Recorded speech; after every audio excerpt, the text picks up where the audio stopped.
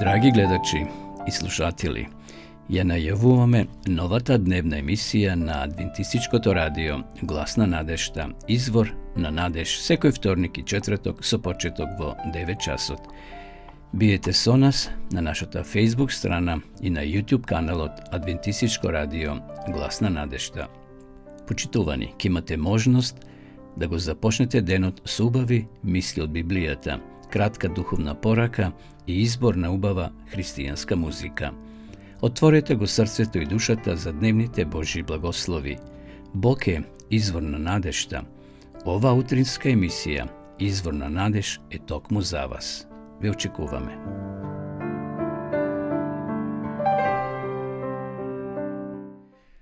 Почитувани гледачи, ја започнуваме нашата денешна емисија. Ве поздравувам сите вас кои сте заедно со нас и вие кои подосна ќе се приклучите да ја проследите нашата денешна емисија Извор на надеж. Бог не е само дарител на животот, туку Бог е и дарител на нашата надеж. Тој е Бог на надежта. Апостол Павле запишал во Римјаните 15 глава во 13 стих, а Бог на надежта нека ја исполни со секоја радост и мир во верата. Кога му веруваме на Бога, почитувани гледачи, нашето срце тогаш се исполнува со мир, со радост. Надежта не е илузија, не е некоја фатаморгана. Тоа е Божја сила што те држи исправен. Таа не гледа колку е голем проблемот, туку колку е голем Бог. Знаете, ние понекогаш ги гледаме проблемите како джинови, како некоја голема планина и велиме, јас тука не можам ништо. Но ако прстот го ставиме близу до окото, ние скоро ништо не гледаме. Но ако го далечиме, скоро прстот и не го приметуваме. Така и проблемите, да не бидат како гори големи пред нас, кои ќе не уплашат, кои ќе не обесхарабрат, туку да гледаме во Исуса Христа. Да му дозволиме на Бога, тој да обнови нашата, твојата надеж. Тој сака нашето срце да блесне со радост и мир денес, не утре, денеска. Утре ќе си дојде своето по свое. Ние понекогаш оптеретуваме што ќе биде утре, задутре, после една година, после 5 години. Меѓутоа, секој ден си носи добро и лошо. И затоа Исус сака твоето срце да блесне со радост и мир денеска, а не утре. Затоа, нека Господ навистина биде извор на надеж и во денот кој ете полека го трошиме. Одеме сега да ја видиме и да ја слушнеме молитвата Оче наш. Оче наш, кој си на небесата, да се свети името Твое, да дојде царството Твое, да биде волјата Твоја како на небото, така и на земјата. Лебот наш насушен дај ни го денес и простини ги долговите наши, како што им ги проштаваме и ние на нашите должници. И не воведи во искушение, но избави не од лукавиот, зашто Твое е царството и силата и славата во сите векови. Амин.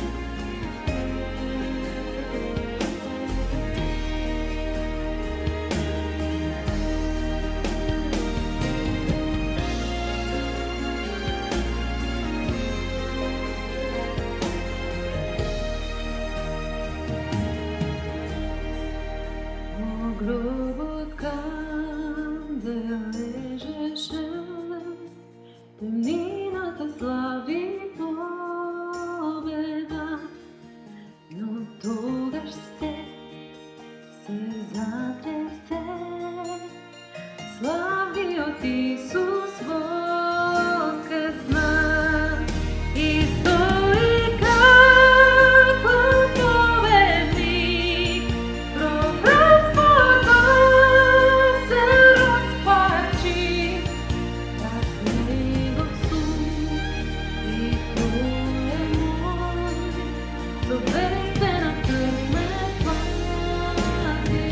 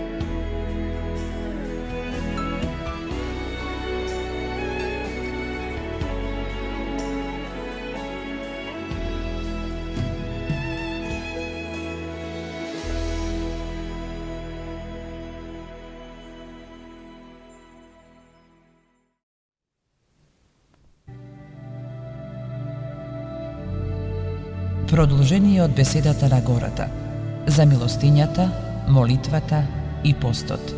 Не е потребно грижење за она што е земно. Глава 6. Гледајте да не ја покажувате својата праведност пред луѓето за да ве видат, инаку нема да имате награда од вашиот Отец Небесен. И така, кога даваш милостиња, не разгласувај, како што прават лицемерите по синагогите и по улиците, за да ги фалат луѓето. Навистина ви велам, тие веќе ја добиле својата награда. А ти кога даваш милостиња, да не знае твојата лева рака што прави десната, за да биде твојата милостиња тајна. И тогаш твојот небесен Отец, кој гледа тајно, ќе те награди јавно. И кога се молиш, не биди како лицемерите што сакаат да стојат по синагогите и раскрсниците, за да се молат и да се покажуваат пред луѓето. Вистина ви велам дека тие веќе си ја добиле својата награда. Но ти кога се молиш, влези во својата скришна соба и откако ќе ја затвориш вратата, помоли му се на твојот Отец кој е во тајност, и он кој гледа тајно ќе те награди јавно. Кога се молите, не говорете многу како незнабожците, зашто тие мислат дека за своите многу зборови ќе бидат услишени. Вие пак, немојте да бидете како тие. Оти вашиот Отец Небесен знае од што имате потреба уште пред да сте го помолиле. Туку молете се вака: Оче наш, кој си на небесата, да се свети името Твое, да дојде царството Твое, да биде волјата Твоја како на небото, така и на земјата. Лебот наш насушен дај ни го денес, и прости ни ги долговите наши, како што им ги проштаваме и ние на нашите должници. И не воведи во искушение, но избави не од лукавиот, зашто Твое е царството, и силата и славата во сите векови. Амин. Бидејќи, ако им ги простите на луѓето гревовите нивни, и вам ќе ви ги прости вашиот Отец небесен. Ако пак не им ги простите гревовите на луѓето, и вашиот Отец нема да ви ги прости вашите. Кога постите, не бидете жалосни како лицемерите, зашто тие си ги прават лицата мрачни, за да се покажат пред луѓето дека постат. Вистина ви велам дека тие ја добиле веќе својата награда. А ти кога постиш, помажи ја главата своја и измий го лицето свое, па да се покажеш дека постиш не пред луѓето, туку пред твојот Отец, кој е во тајност, и твојот Отец, кој гледа тајно, ќе те награди јавно. Не собирајте богатства на земјата, каде што ги јаде молецот и јрđата, и каде што крадците ги подкопуваат и крадат. Но собирајте си богатства на небото, каде што ни молец, ниту рđа ги јаде, и каде што крадци не ги подкопуваат, ниту крадат. Зашто, каде што е богатството ваше, таму ќе биде и срцето ваше. Светило за телото е окото. И така, ако твоето око биде чисто, и целото твое тело ќе биде светло. Ако пак твоето око биде лошо, целото тело ќе ти биде темно. И така, ако светлината што е во тебе е темнина, тогаш каква ли ќе е темнината? Никој не може да им слугува на двајца господари. Оти или едниот ќе го замрази, а другиот засака, или кон едниот ќе се приврзе, а другиот ќе го презре. Не можете да им служите на Бога и на мамона. Затоа ви велам, немојте да се грижите за душата што ќе јадете или што ќе пиете, ниту за телото во што ќе се облечете. Зар не чини душата повеќе од храната и телото од облеклото? Погледајте ги птиците небески, тие ни сеат, ни жнеат, ниту во амбар собираат, но вашиот Отец ги храни. Зар не сте вие многу поскапи од нив? А кој од вас, грижејќи се, може на својот раст да му придаде макар еден лакот? Зошто се грижите и за облеката? Погледајте ги полските кринови како растат.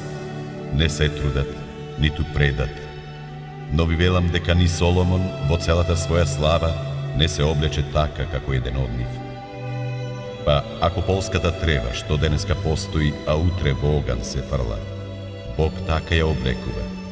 А колку повеќе вас, маловерни? Па затоа не грижете се и не говорете што да јадеме, или што да пиеме, или во што да се облечеме. Зашто сето тоа го бараат незнабожците, а вашиот Отец небесен знае дека за сето ова имате потреба. Но барајте го најнапред царството на Бога и неговата правда, и се ова ќе ви се придаде. И така, немојте да се грижите за утре, зашто утрешниот ден ќе се грижи за своето. На секој ден доста му е неговото зло.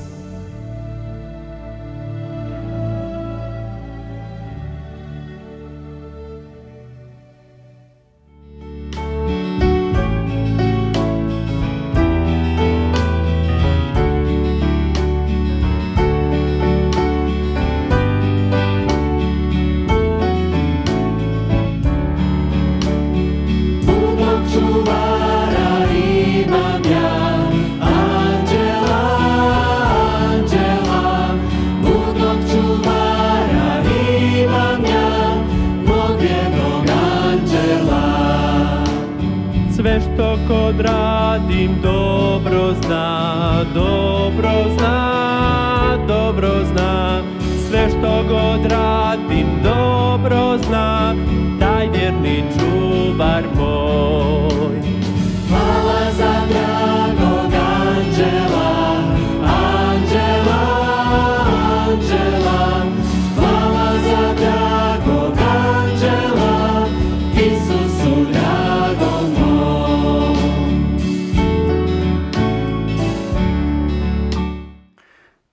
Ден на сеќавање и размислување.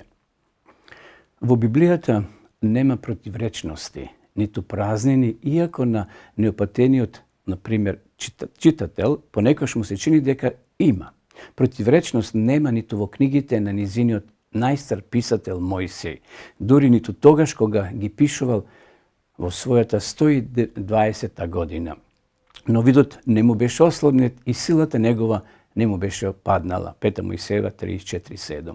Меѓутоа, во тие години од својот живот кој ги повторил 10 заповеди, Мојси како причина за празнување на 7-миот ден саботата го зел излегувањето од Египет, а не од создавањето. И рекол: "И помни си дека ти беше роб во египетската земја, но Господ твојот Бог те изведе оттаму со цврста рака и со висока мишка. Затоа и ти заповеда Господ твојот Бог да го празнуваш саботниот ден и дека е свет." 5 Мојсеева, 5 глава, 15 стих. Ова привидна противречност не била ниту случајна, ниту без значење.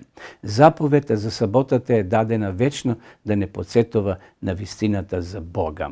Оној што не создал како слободни суштества ја користи својата творечка сила да не ослободи од секој вид на робство. Саботата е знак на сеќавањето дека Бог ни ја враќа слободата што сме ја добиле со создавањето. Сеќавањето на саботата е сеќавање на слободата. Мојсей сакал да им го објасни тоа на своите сонародници, вистинското значење на празнувањето на саботата. Неговиот народ го загубил од вид фактот дека саботата зборува за Бога, за неговата мог да создава и едноставно да го обновува се она што го создал. Евреите сето тоа скоро и го заборавиле и за нив саботата станала само еден неработен ден. Таа не ги потсетувала повеќе на саботата во рајот и на Божјата првобитна намера за човекот да живее вечно во вистинска среќа и никош да не го почувствува робството на гревот.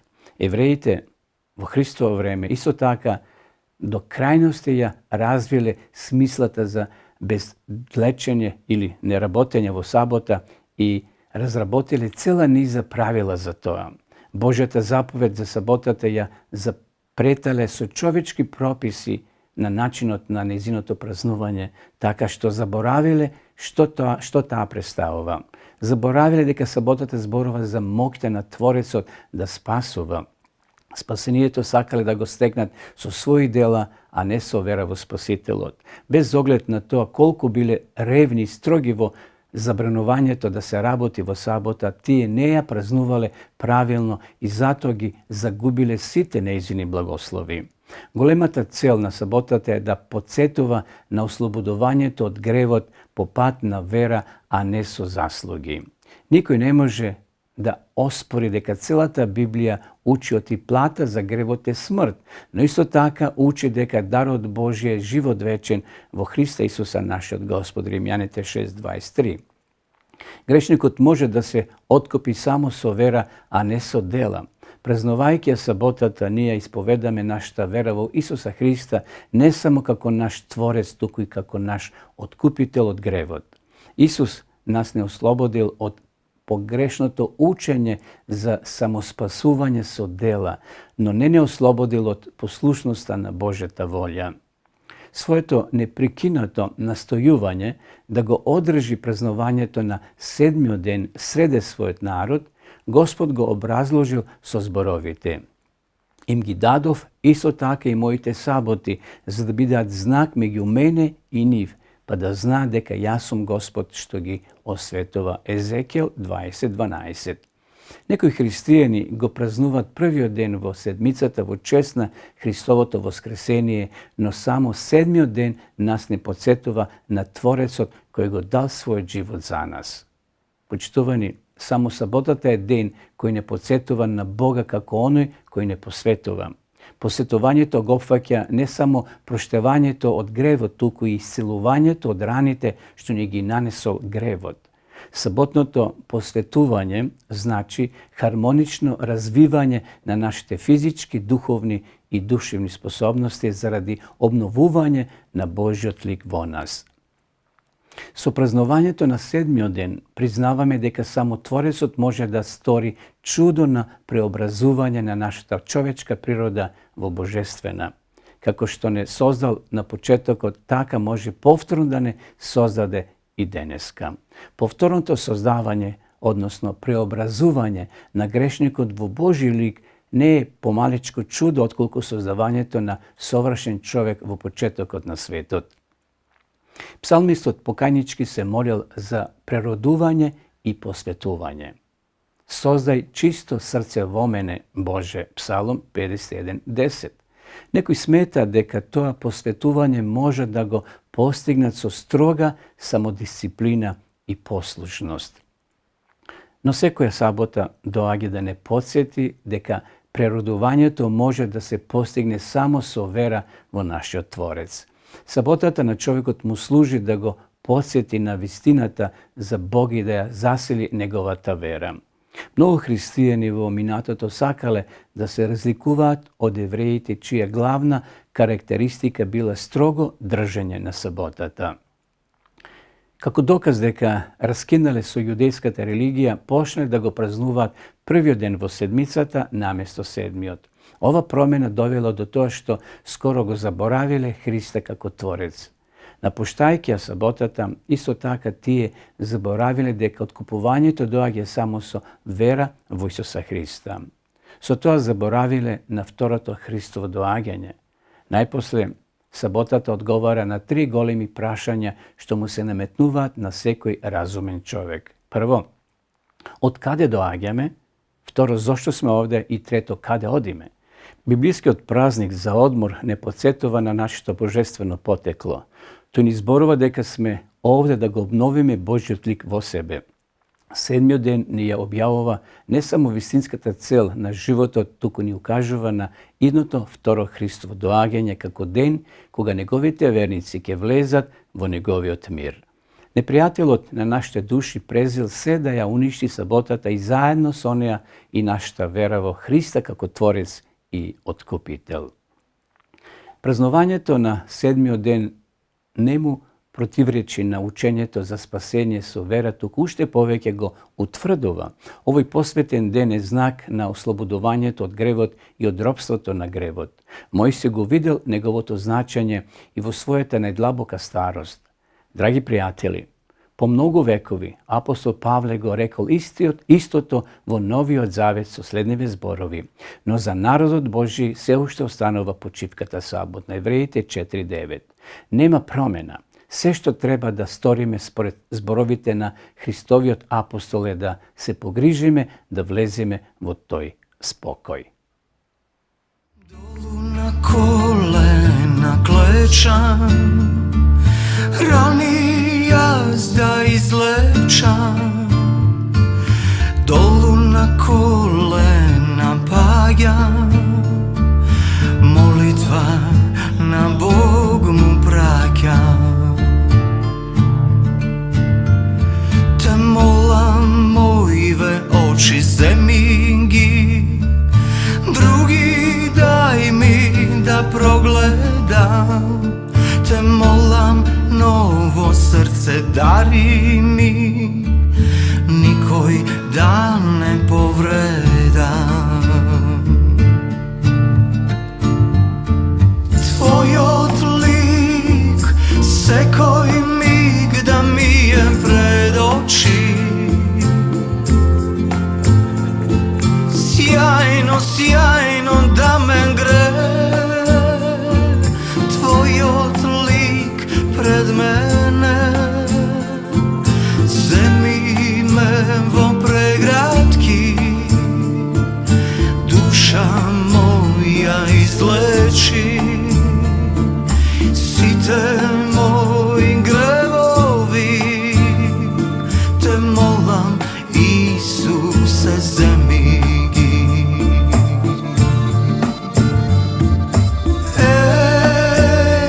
Исусе,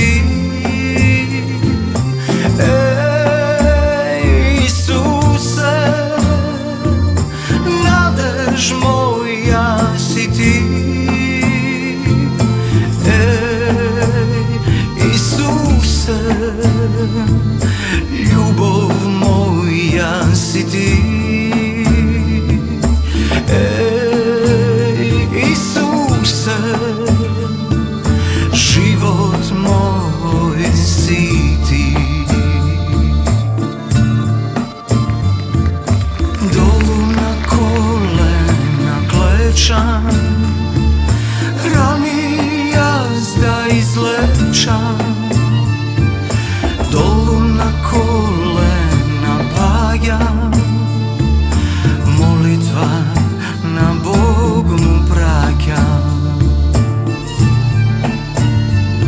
Te molam mojive oči zemingi, drugi daj mi da progledam.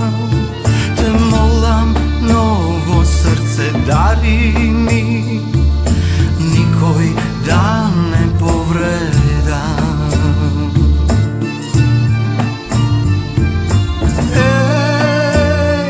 Isuse, radost moja si ti. Isuse, nadež moja si ti. Isuse, ljubov moja si ti. Isuse, život moj si ti.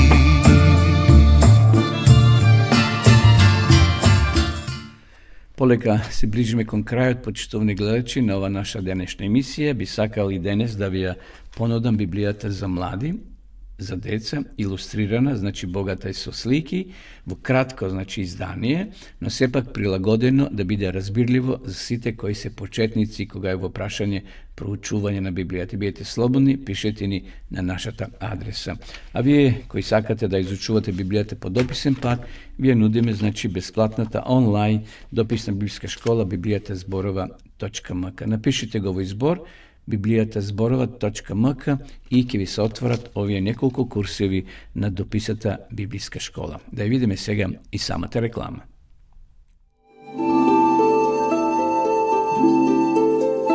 Почитувани пријатели, доколку сакате да ја изучувате Библијата, имате изворедна прилика тоа да го сторите преку онлайн веб страницата на Библијата зборува. Оваа веб страница е креирана за да ви обезбеди сеопфатно, организирано и темелно проучување на Библијата. Курсевите се бесплатни и без обврски. Можете да го следите во кое било време, тогаш кога вам ви одговора. На располагање ги имате следниве курсеви: библиска археологија, библиски пророштва, за верата и верувањето, библиски совети за здравјето, библиски совети за бракот и семејството. Запознајте ја Библијата, Светото писмо на Стариот и Новиот Завет преку курсевите на интернет или во печатена форма.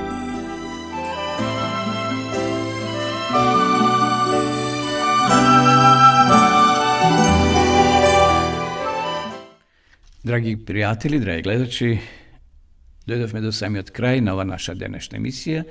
Би сакал да ви се заблагодарам и да ви посакам убав и благословен ден. Нека Исус биде извор на нашата надеж и во криза кога сме и кога сме во радост. Да не го забораваме Бога, тој е тука поред нас. Знаете колку е Бог оддалечен од нас, колку што трае една молитва. Така да повикајте го. Најкратката молитва во Библијата е запишана во Новиот Завет, кога Петар тонел во водата и рекол: Исусе, помагај. Исус му е пружил раката и Петар бил изваден од водата. Нека и овој ден биде благословен за сите нас. Довидување до следната емисија, до тогаш останете со здравје.